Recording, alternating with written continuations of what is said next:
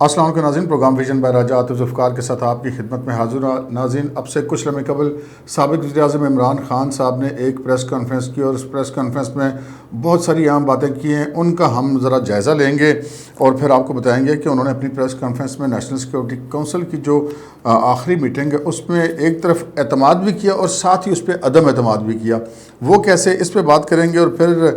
एक ख़तरा जो उन्हें बहुत दिनों से बहुत शदीद लाहक है, वो सिर्फ उनके चेहरे से नहीं बल्कि उनकी गुफ्तगू से भी आया है और इस प्रेस कॉन्फ्रेंस में भी उस ख़तरे का जिक्र उन्होंने कर डाला। वो क्या मामला है, इस पर बात करेंगे। और फिर एक ऑफिशियल सीक्रेट डॉक्यूमेंट की पब्लिक करके उसकी खुली समात करने का मुतालबा उन्होंने किया। वो मुतालबा उन्होंने क्यों किया और अगर उसका जो भी नतीजा आएगा उस पर इमरान खान साहब क्या करेंगे, इस पर बात करेंगे। मगर इससे पहले कि हम अपने प्रोग्राम को आगे बढ़ाएं, आपसे गुजारिश है कि अगर अभी तक आपने हमारा चैनल सब्सक्राइब नहीं किया तो प्लीज़ कर लीजिए और साथ ही बेल आइकॉन भी दबा दीजिए ताकि जो ही हमारा नया प्रोग्राम अपलोड होता है तो उसका नोटिफिकेशन फौरी तौर पर आपको मौसूल हो सके। प्रोग्राम का बाकायदा आगाज़ करते हैं। नाज़रीन, जो इमरान खान साहब ने प्रेस कॉन्फ्रेंस की उसके ज़रा अहम नुकात मैं आपको बता देता हूँ, फिर इसके ऊपर हम बात करेंगे। एक तो उन्होंने ये कहा कि जी जिस धमकी का वो जिक्र कर रहे हैं, जिस साजिश का वो जिक्र कर रहे हैं, उसके बारे में उन्होंने कहा कि जी अभी वो तहरीक अदम एतमाद टेबल ही नहीं हुई थी और उससे पहले इसके हवाले से उनको धमकी दी गई। फिर उन्होंने अपनी जो हुकूमत थी उसमें उन्होंने कुछ चंद क्रेडिट लेने की कोशिश की चंद चीज़ों का, और उन्होंने कहा कि जनाब 5 तारीख़ी फसलें हुई इनके दौर में और तारीख़ में सबसे ज़्यादा एक्सपोर्ट हुई और जो बैरून मुल्क से ज़र मुबादला आया वो उस तारीख़ में सबसे ज़्यादा था और इंडस्ट्रियल प्रोडक्शन जो है वो बड़ी रिकॉर्ड हुई। और उन्होंने कहा कि एक ऐसे वक्त में साजिश सामने आई जब ज़र मुबादला के ज़खायर ऊपर जा रहे थे और रुपया नीचे जा रहा था, और ऐसे वक्त में इत्तेहादियों को ये याद आया। उन्होंने अपने जो साबिक़ इत्तेहादी उनकी बात की कि हालात अच्छे नहीं हैं और उसके बाद उन्हें भी सिंध हाउस में रखा गया। फिर जनाब उन्होंने ये भी फरमाया कि नेशनल सिक्योरिटी काउंसिल ने कन्फर्म कर दिया है जो हमारी नेशनल सिक्योरिटी काउंसिल की जो जिस इजलास की सरबराही इमरान खान साहब ने बतौर वज़ीर-ए-आज़म आखिरी की थी 1-2 दिन पहले, उसके जो नुकात थे उनको कन्फर्म कर दिया है। और फिर उन्होंने कहा कि जी जो मेरे इत्तेहादी हैं वो ज़्यादातर साजिश से लाइल्म थे और लाइल्मी में अपोजिशन के साथ जा मिले, जबकि उन्होंने ये इल्ज़ाम आयद किया कि नवाज़ शरीफ साहब जो हैं वो लंदन में बैठ के साजिश में मुलव्वस थे और यहाँ पाकिस्तान में शहबाज शरीफ साहब को इसका इल्म था, और उन्होंने कहा कि आसिफ अली ज़रदारी और बिलावल का इसका इल्म था। और फिर जनाब उन्होंने ये कहा कि जी सुप्रीम कोर्ट के जो फ़ैसला उन्होंने किया था जो तहरीक अदम एतमाद के हवाले से, उस पर उन्होंने तनकीद की और उन्होंने कहा कि डिप्टी स्पीकर ने जो भी फ़ैसला किया था दुरुस्त किया था और जिस बुनियाद पर तहरीक अदम एतमाद को उन्होंने मुस्तरद किया था उस बुनियाद पर जो है वो कोई तहकीकात नहीं की गई और उसके उन्होंने ये रूलिंग दी क्यों और वो बात वजह दुरुस्त थी या नहीं थी। और फिर उन्होंने कहा कि जी वो इन कैमरा हेयरिंग नहीं मांगते, वो कहते हैं कि खुली जो समात है वो की जाए, ओपन जो कोर्ट में इसका ट्रायल होना चाहिए, समात होनी चाहिए, तफ्तीश होनी चाहिए। इसकी सुप्रीम कोर्ट से उन्होंने मुतालबा किया कि वो ये करें। और फिर उन्होंने ये भी कहा कि जनाब मेरा नाम जो है वो एग्जिट कंट्रोल लिस्ट में चाहे आज ही डाल दें, मैं तो पाकिस्तान से बाहर जाना ही नहीं चाहता। फिर उन्होंने ये भी कहा कि जनाब जो एक कॉल उन्होंने कहा कि मैं जल्द देने जा रहा हूँ और हकीकी आज़ादी मार्च उस कॉल का नाम होगा और इस्लामाबाद की तरफ ये मार्च होगा और तमाम लोगों को मैंने कहा है। उन्होंने कहा जी मैंने अपने हल्का वाइज जो गलियों मोहल्लों तक जो तहरीक इंसाफ के लोग हैं उन तक ये हम मैसेज पहुँचा रहे हैं कि वो जनाब इस्लामाबाद आए हैं मेरी कॉल पर। फिर उन्होंने कहा कि जो 27वीं शब होगी उसमें जनाब हम शब दुआ भी मनाएंगे। और फिर उन्होंने ये कहा कि जी मुरासले के हवाले से उन्होंने कहा कि अदालत पर उन्होंने फिर एक दफ़ा तनकीद की और कहा कि जनाब सबके सामने लोग बड़ी बेशर्मी से बिके सिंध हाउस में, लेकिन अदालतों को ये नज़र नहीं आया। फिर उन्होंने कहा कि जी मुरासले की ज़बान जो थी उस पर उन्होंने बात की। उन्होंने कहा कि जी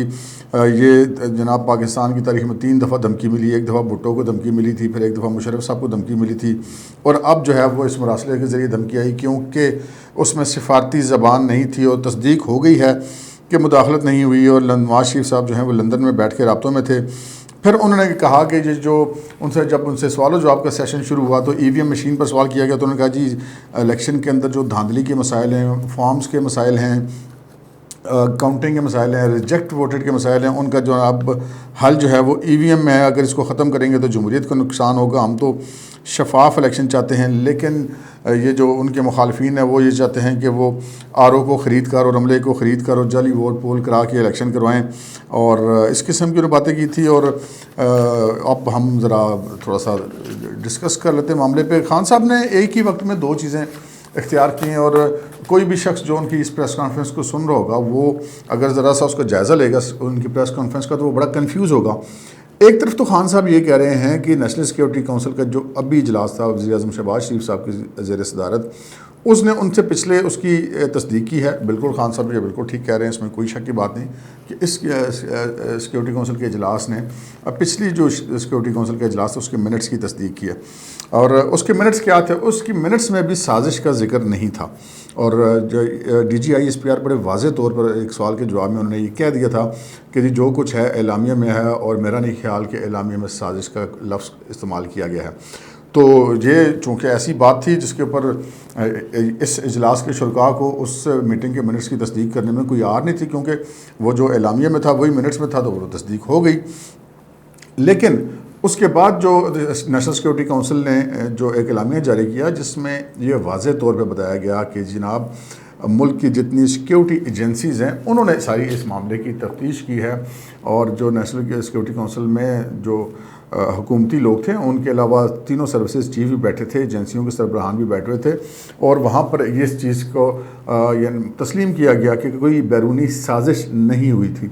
और लेकिन खान साहब जो हैं वो कहते हैं कि नहीं, ऐसी बात ही कोई नहीं है, ये तो मेरे मौक़िफ़ की तस्दीक हो गई है कि वो देखें ना, इन्होंने तस्दीक कर दी कि बैरूनी मुदाखलत हुई है। खान साहब असल में वो किस्तों में इल्ज़ाम से नीचे आ रहे हैं और अपने आप को कहते हैं कि नहीं मैं ठीक हूँ। पहले उन्होंने ये कहा था, आपको याद होगा अगर आपने 27 मार्च का जलसा सुना हो, तो उन्होंने कहा था ये हमें ख़त लिख कर धमकी दी गई है, और ऐसा उन्होंने तासुर दिया था कि शायद किसी बैरून मुल्क से उस मुल्क की हुकूमत ने इनको धमकी दी है या उस मुल्क की इंतज़ामिया ने। तो वो बाद में फिर जब थोड़ी सी चीज़ आगे चली तो पता चला कि नहीं, किसी मुल्क ने बराह रास्त ख़त लिख कर धमकी नहीं दी, बल्कि अपने जो सफ़ीर हैं उन्होंने एक साइफ़र या इसको केबल, ये जो भी इसके अल्फाज हैं सफारती ज़ुबान में, वो उसमें उन्होंने अपने एक अमरीकी अहदेदार से मुलाकात का अहवाल किया है। और हालांकि ये मुलाकातों के अहवाल जो हैं ये तमाम सफ़रा लिख कर भेजा करते हैं अपने अपने ममालिक में, और ये एक रूटीन उस हवाले से मामला था। लेकिन खान साहब वो कहते हैं ना, मैंने तो नहीं मानना, क्योंकि हम आपको अपने पिछले प्रोग्राम में बता चुके हैं खान साहब का प्लान ए क्या था, बी क्या था और सी क्या था। ए और बी प्लान उनके नाकाम हो गए, तो फिर ये सी प्लान के तौर पर उन्होंने इस ख़त को निकाला। और मतलब मेरी नज़र में ये राई को पहाड़ बनाया गया, आप इससे इख्तलाफ भी कर सकते हैं। लेकिन अब जो है खान साहब की अगर इस प्रेस कॉन्फ्रेंस का जो मतलब निकाला जाए, तो खान साहब ने ये जो सुप्रीम कोर्ट में समाअत का मुतालबा किया, उस समाअत पे भी हम आते हैं, लेकिन उससे पहले मैं ज़रा इस पे बात कर लूँ कि जब एक चीज़ वाज़े हो गई, आपके तीनों सर्विसेज चीफ वहाँ पर बैठे हुए हैं, आपकी एजेंसियों ने बिल्कुल हर चीज़ को चेक कर लिया और अपनी रिपोर्ट दे दी, और जो हमारी ज़राए हैं उनका ये कहना है कि जो इमरान खान साहब ने अभी प्रेस कॉन्फ्रेंस में कहा कि अदालत को ये देखना चाहिए था कि जो स्पीकर ने जिस बुनियाद पे वो रूलिंग दी है उस बुनियाद को भी देख लेते कि वो दुरुस्त है या नहीं है। तो जो हमारी इतलात हैं कि वो ये हैं कि वो जो एजेंसीज़ ने जो अपनी अपनी रिपोर्ट्स दी थी उससे सुप्रीम कोर्ट को भी आगाह किया गया था, और वो आगाह होने के बाद ही उन्होंने फिर ये फैसला दिया था। लेकिन चूँकि वो एक उस चीज़ का इज़हार सुप्रीम कोर्ट के फैसले में नहीं किया गया कि उनको आगाह किया गया, अभी तो हर फैसले की तफसील आनी है, जब तफसीली फैसला आएगा तो मुमकिन है उसका इज़हार भी उसके अंदर मौजूद हो। लेकिन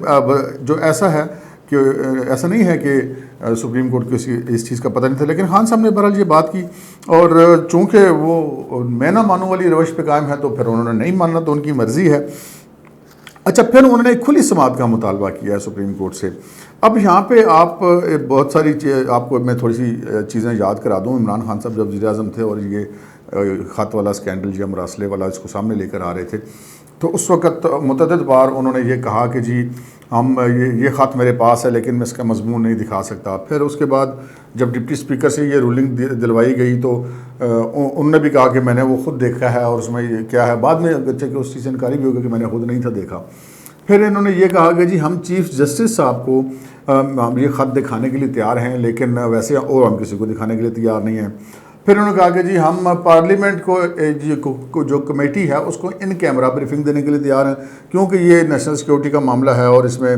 वो जो है सीक्रेट एक्ट लागू हो जाता है, तो फिर इसलिए हम नहीं कर सकते। जो आप हुकूमत में जब मौजूद थे खान साहब, तो उस वक्त आप इसको सीक्रेट ही रखना चाहते थे। आज आप हुकूमत में नहीं हैं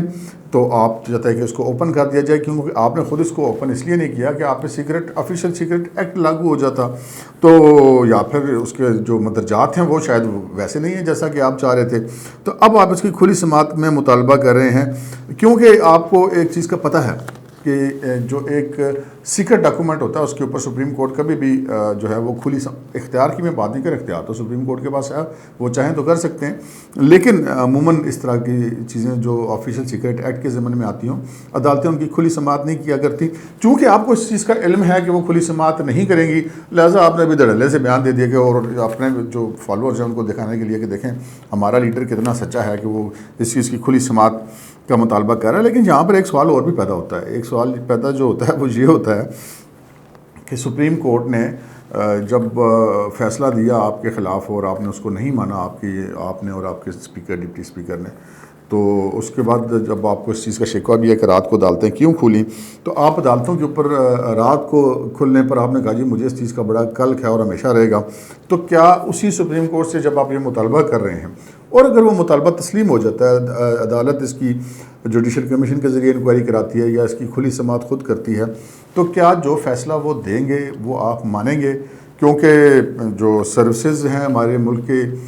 जो सिक्योरिटी फोर्सेस हैं, जो हमारे मुल्क के इंटेलिजेंस के इदारे हैं, उन्होंने जब नेशनल सिक्योरिटी काउंसिल में एक चीज़ की तस्दीक कर दी कि जी हमने मुकम्मल तफ्तीश की है, इंक्वायरी की है, ऐसी कोई गैर मुल्की वो जो है वो रजीम चेंज के अंदर उनका इन्वॉल्व होना नहीं पाया गया, तो फिर क्या आप सुप्रीम कोर्ट की बात भी मान लेंगे? तो इसका जवाब है नहीं। अब मैं आपको एंड पे बताऊंगा कि ये कर क्यों रहे हैं ये सारा कुछ, जबकि उन्होंने मानना नहीं और इसके बावजूद ये कर रहे हैं। तो इसी तरह जब और दूसरी जो बातें उन्होंने की, मसलन उन्होंने कहा कि तारीख में सबसे बड़ी एक्सपोर्ट हमारी थी, तो अगर हमारी इतनी बिलियन ऑफ डॉलर्स की एक्सपोर्ट थी तो आप $1 अरब की किस्त लेने के लिए आपने अपना स्टेट बैंक क्यों गिरवी रख दिया? ये तो मतलब हक़ाइक़ के मुनाफी बात है। फिर आपने कहा बैरून मुल्क रेमिटेंस जो है वो पाकिस्तानियों ने बहुत ज़्यादा भेजी, वो अपने अजीज़ों कारब को भेजते हैं जी। अब पाकिस्तान में जितनी महंगाई होगी तो पैसे भी तो फिर ज़्यादा ही भेजने पड़ते हैं। और इंडस्ट्रियल प्रोडक्शन आपने कहा रिकॉर्ड है, तो वो इंडस्ट्रियल प्रोडक्शन अगर इतनी रिकॉर्ड है तो वो किसी जगह पर नज़र नहीं आई। फिर आपने कहा जी 5 तारीखी फसलें हुई हैं और आप अभी कह रहे थे कि गंदम की बड़ी बम्पर फसल हुई थी, और फिर आपने अगले ही मैं कल के अपने जलसे में कहा कि जी मैं तो रूस से 30% सस्ती गंदम खरीद रहा था। जब आपकी अपनी फसलें इतनी रिकॉर्ड और बम्पर हुई हैं तो फिर आपको दूसरे मुल्कों से ख़रीदने की क्या ज़रूरत थी? सो इस किस्म की जो सारी गुफ्तगू उन्होंने की। फिर उन्होंने जो उनकी सियासी मुखालफिन हैं उनको उन्होंने रगेदा और नवाज़ शरीफ और शहबाज शरीफ के ऊपर इल्ज़ाम आयद किए। अब मैं उस खबर की तरफ आता हूँ जिसका मैंने आपको शुरू में जिक्र किया था कि जनाब वो खान साहब जिस ख़तरे का शदीद तरीके से शिकार है उसका इज़हार करना नहीं बोले, और वो ख़तरा है जनाब इलेक्शन कमीशन ऑफ पाकिस्तान की तरफ से, जो 7.5-8 साल से अकबर बाबर का केस पड़ा हुआ और अब इस्लामाबाद हाई कोर्ट ने कहा हुआ है कि जी 1 महीने में फ़ैसला करें, तो वो फ़ैसला उन्हें उनके ख़िलाफ़ जा रहा है। तो वो इस चीज़ का इज़हार करना नहीं भूले और उन्होंने बांगे दहल एक धड़ल्ले से मुतालबा खड़का दिया कि चीफ इलेक्शन कमिश्नर और इलेक्शन कमीशन का, उन्होंने कहा कि इलेक्शन कमीशन से मुराद ये होती है कि चीफ इलेक्शन कमिश्नर मेंबर सारे वो मुस्तफ़ी हो जाए, क्योंकि जो हमारे ख़िलाफ़ उन्होंने आज तक जितने भी फैसले दिए, ये असल बात उनके मुंह से निकल गई कि उन्होंने जितने फैसले भी दिए आज तक हमारे ख़िलाफ़ दिए, तो हमें उनके एतमाद नहीं है, और अगर एम्पायर के ऊपर एतमाद दोनों टीमों को ना हो तो उस एम्पायर को एम्पायरिंग नहीं करनी चाहिए। खान साहब की ये बात बिल्कुल ठीक है अगर एतमाद ना हो, लेकिन यहाँ पे आपके अदम एतमाद के होता ना किसी ऐसी वजह से जो बज़ाहिर दिखाई ना दे रही होती। आपने 9 वकील बदले 8 साल की समात के दौरान, आपने जितना लटका सकते थे उस केस को लटकाया। इस वक्त भी आप उस केस को लटकाने के लिए फिर इस्लामाबाद हाई कोर्ट में गए हुए हैं, तो आप उस फैसले को बुनियादी तौर पर रोकने के लिए इलेक्शन कमीशन को मुतनाज़ बना रहे हैं। वो जब डिस्का वाला इलेक्शन हुआ था उसके बाद जो आज़म स्वाति वगैरह ने जो प्रेस कॉन्फ्रेंसेस की थी, उससे भी आपकी जो नीयत है वो वाज़ेह थी कि आप उनके ख़िलाफ़ जो है वो यकतरफ़ा तौर पर जानिबदाराना तौर पर दबाव डाल रहे हैं। फिर इलेक्शन कमीशन वालों को जब सदर मुमलिकत ने बुलाया, वहाँ पे आज़म स्वाति वगैरह ने सदर आरिफ अलवी के सामने इलेक्शन कमीशन के अफसरान से उसी तरह की गुफ्तगू की जैसी वो प्रेस कॉन्फ्रेंस में उन्होंने की थी, शायद उससे भी ज़्यादा की होगी। और उन अफसरान ने जब सदर मुमलिकत को कहा कि जी देखिए आपके सामने हमारी बेइज्जती की जा रही है, तो जवाब में सदर मुमलिकत ने कहा कि आप फिर इस्तीफ़ा क्यों नहीं दे देते? ये वही सदर मुमलिकत हैं जो बीमार हो जाते हैं हल्फ लेते वक्त, वज़ीर आज़म का लेना हो, काबीना का लेना हो, फिर थोड़ा सा वो यार दोस्त मज़ा में कहते हैं ना कि सॉफ्टवेयर अपडेट हो गया था, फिर 3 विज़िटों से हलफ ले लिया। अभी फिर वो जो लाहौर हाई कोर्ट ने फैसला दिया हुआ है कि हमजा शहबाज से हलफ लिया जाए और सदर ममलिकत बंदा नामजद करें, उसको भी वो रख के बैठे हुए हैं। और फिर एक वज़ीर-ए-आज़म साहब ने उनको याददहानी का ख़त लिखा, उसको भी रख के बैठे हुए हैं। तो वो जो मामलात हैं उनके वो इसी तरह ही हैं। और जो इलेक्शन कमीशन है उसको उन्होंने मुसलसल टारगेट करना है। इलेक्शन कमीशन अगर ये सारा का सारा इलेक्शन कमीशन भी मुस्तफ़ी हो जाए तब भी ये यही कहेंगे कि जी जो आ गए हैं ये फ़ैसला जो ये हमारे ख़िलाफ़ करेंगे, क्योंकि ये पिछलों ने इसकी इंक्वायरी की थी। तो अब खान साहब के सर पर जो तलवार लटक रही है फॉरेन फंडिंग केस वाली, वो तो ज़रूर लटकी रहेगी, चाहे वो इलेक्शन कमीशन सारे का सारा मुस्तफ़ी भी हो जाए। तब भी इस वजह से उन्होंने उनके इस्तीफ़े का मुतालबा किया। तो बाकी रही बात गैर मुल्की साजिश की, अब वो जो सहाफ़ी दोस्त हैं वो तो ये कहते हैं कि खान साहब आप अमेरिका आपके खिलाफ साजिशें कर रहे हैं, और आपका जो भी साबिक़ वज़ीर मुशीर मामले ख़ुसूसी यहाँ से मुल्क से जा रहा है वो सीधा अमेरिका ही जा रहा है, कि रूस से चीन में नहीं जा रहा। अब तक के लिए इतना ही, इजाज़त दीजिए, अल्लाह हाफ़िज़।